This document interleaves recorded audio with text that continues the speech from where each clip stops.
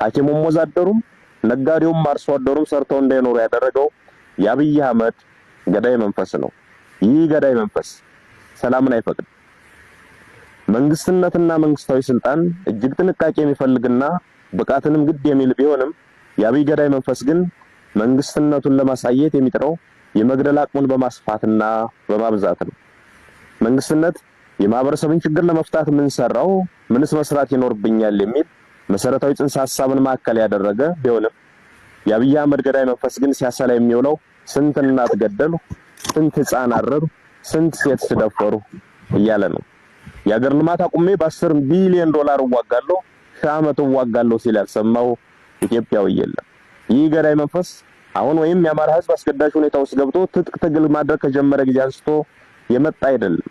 ገና ስልጣን ከያዘበት ሰሞን ጀምሮ ሲናገረው የነበረ ሆኖም በብዙ ተስፈኛ እምነቶች ምክንያት የተሸፈነለት የሚያንቀሸቅሽ ደም የማፍሰስ ግብና ግብር የነበረው ሰው ነው። አብይ አቅም የሌለው አገር መምራት የማይችል ድውይ ሰው መሆኑን ማንኛውም ተራ ኢትዮጵያዊ የተስማማበት ወቅት ላይ እንገኛለን። የአብይ አቅም ህፃን መግደልና ሴትን መድፈር ነው።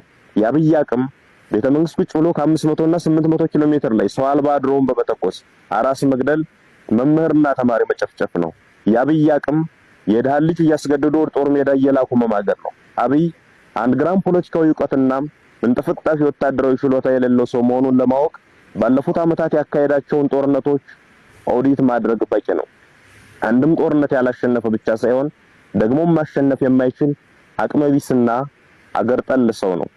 የአብይ አቅምና ችሎታ ኢትዮጵያን እየዘረፈ በውጭ ሀገር ፎቅ መደርደር ነው። የአብይ አቅም በቴሌቪዥን እየቀረቡ ድርድር ውሸት ማውራት ነው።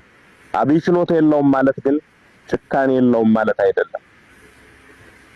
ጭካኔውን ልጆቻቸው በወታደሮች እንዲደፈሩ ትዕዛዝ ሲሰጥ የሰሙ እናቶች፣ ወንድሟ አጠገቧ ሲረሽን ያስተዋለች፣ በድሮን ሙሉ ቤተሰቡን ያጣ ቤተዘመድ፣ በመድፍ ቤተክርስቲያኑና መስጂዱ የወደመበት ምዕመን ብቻ ሳይሆን የትኛውም የገጠርና የከተማ ሰው አይቶታል።